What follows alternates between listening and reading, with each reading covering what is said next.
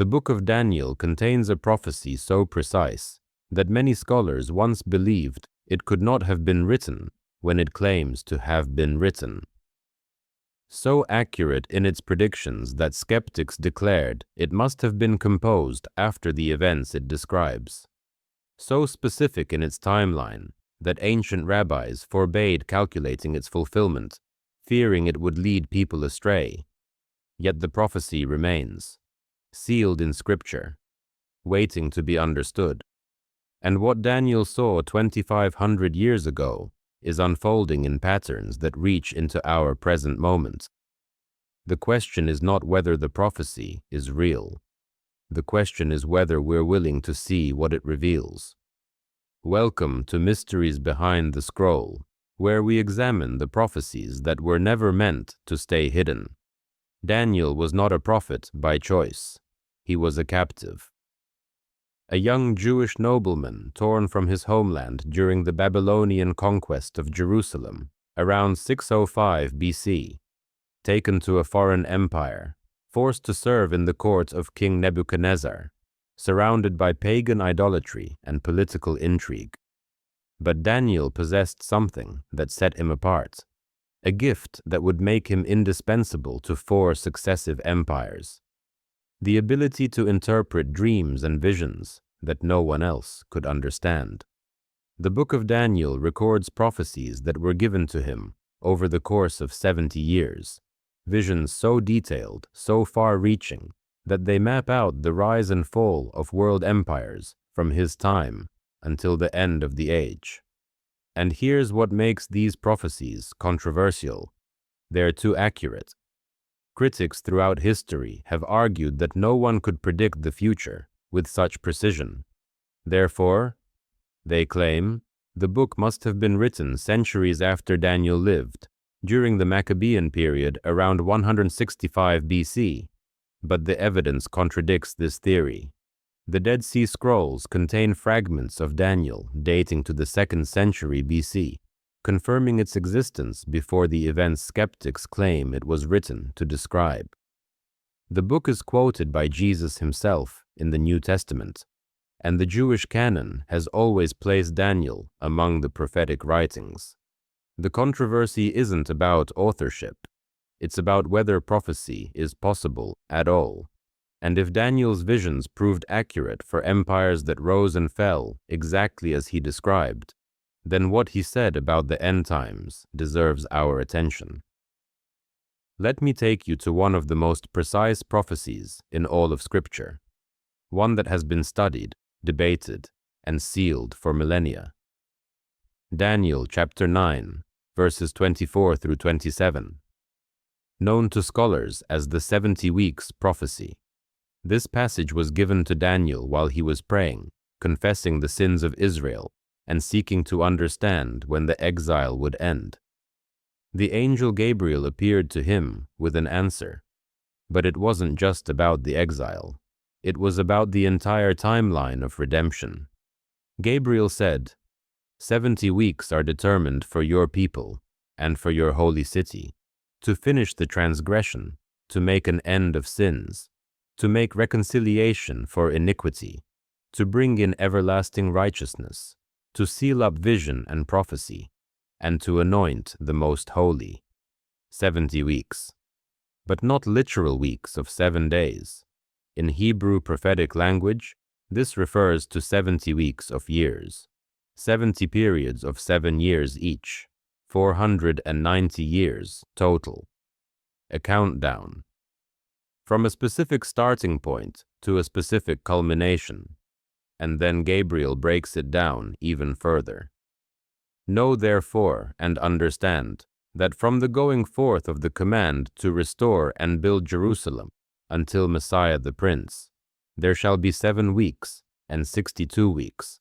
7 weeks plus 62 weeks equals 69 weeks. 483 years, from the decree to rebuild Jerusalem until the coming of the Messiah. A precise timeline given 5 centuries before Christ. Now here's where it becomes extraordinary.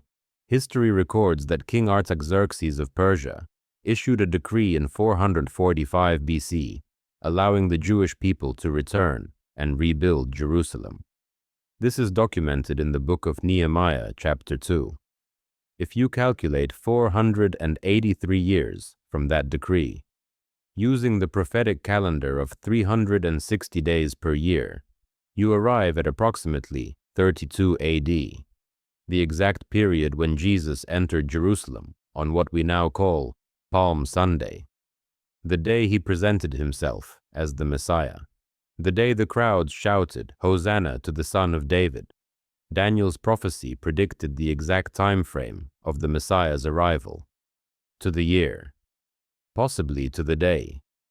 But the prophecy doesn't end there, and this is where it becomes even more significant. Gabriel continued, "And after the 62 weeks Messiah shall be cut off, but not for himself." Cut off, a Hebrew term meaning to be killed, executed, removed from the land of the living. This was written 500 years before crucifixion was even invented as a method of execution. But Daniel saw it. The Messiah would come. He would be rejected. He would be killed. Not for his own sins, but for the sins of others. The prophecy of the cross, written centuries before Calvary. Now, most prophecy teachers focus on those first 69 weeks because they're verifiable.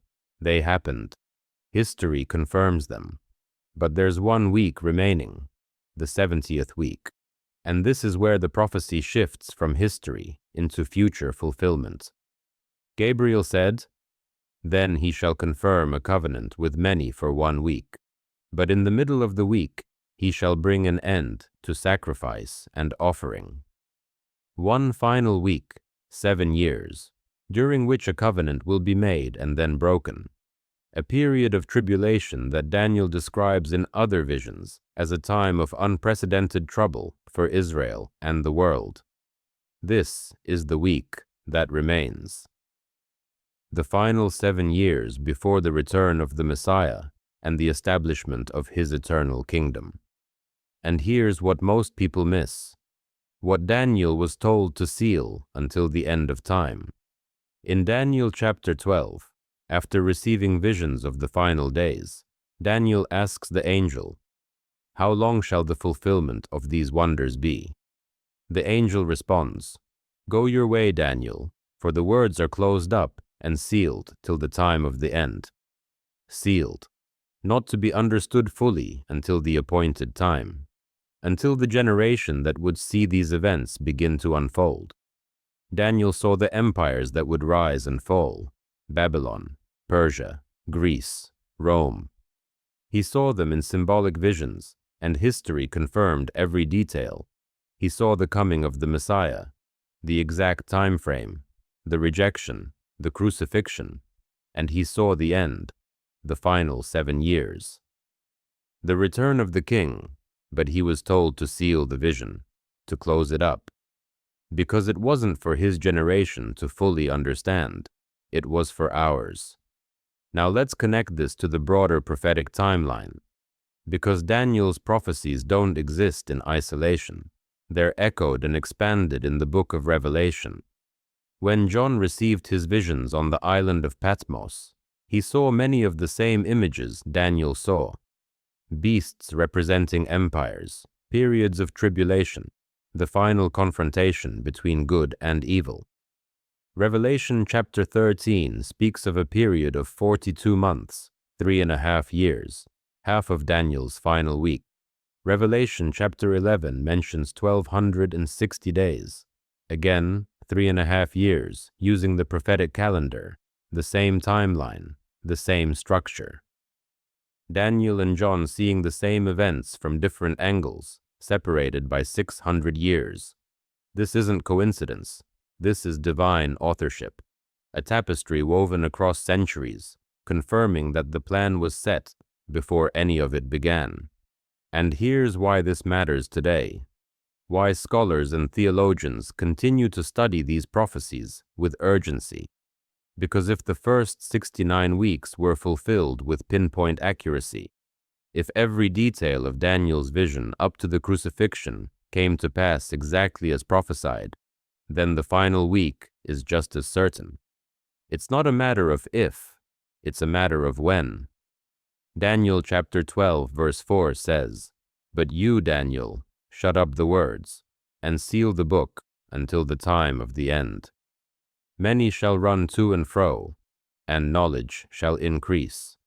A time when travel and information would explode. When humanity would race across the earth and wisdom would multiply at unprecedented rates. Does that describe our generation? More people have traveled farther in the last century than in all of human history, combined. Information doubles every few years. Technology advances faster than our ability to process its implications. The seals are breaking.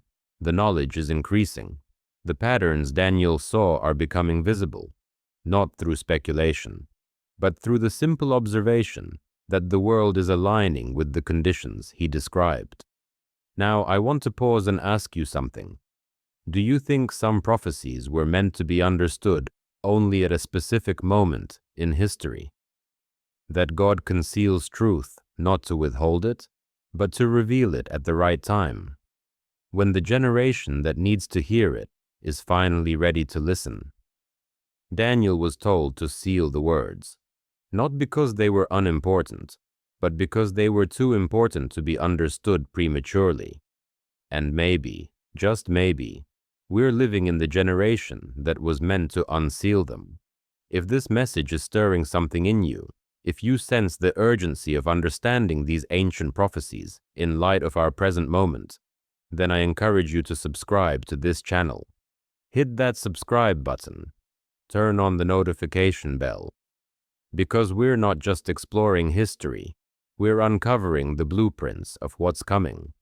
This channel exists for people who refuse to ignore the prophetic warnings woven throughout Scripture. For those who want clarity without sensationalism, truth without fear.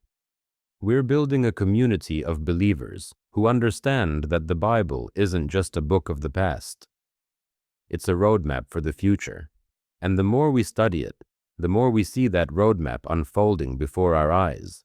So join us. Subscribe now, because the mysteries are accelerating and the revelations are only going to get deeper. Daniel's prophecy is not the only one that was sealed.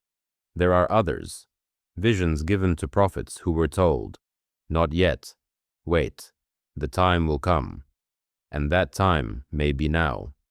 Next time, we're going even further. We're exploring the visions John received on Patmos, the things he was shown about the end times, the prophecies that terrified him, the revelations that caused him to fall at the angel's feet. And we're going to address the one vision that most preachers avoid, the one that's too controversial to teach in most churches, but too important to ignore. It's the revelation that ties everything together. Daniel, Enoch, Ezekiel, John, all seeing pieces of the same divine plan, and when you see how they connect, you'll never read prophecy the same way again. Until then, remember this: Daniel was a man in exile who never stopped praying, never stopped seeking God, never compromised his faith even when surrounded by a pagan empire. And God gave him visions that would span millennia, prophecies that would guide believers through the darkest moments of history. We are living in one of those moments. The book is unsealing. The knowledge is increasing. The final week is approaching. And those who understand the times will not be caught unaware. Stay grounded in Scripture. Stay vigilant in prayer. And never stop seeking the mysteries that reveal God's eternal plan. Because the prophecies are not just coming true, they're accelerating. And the greatest revelation is still ahead.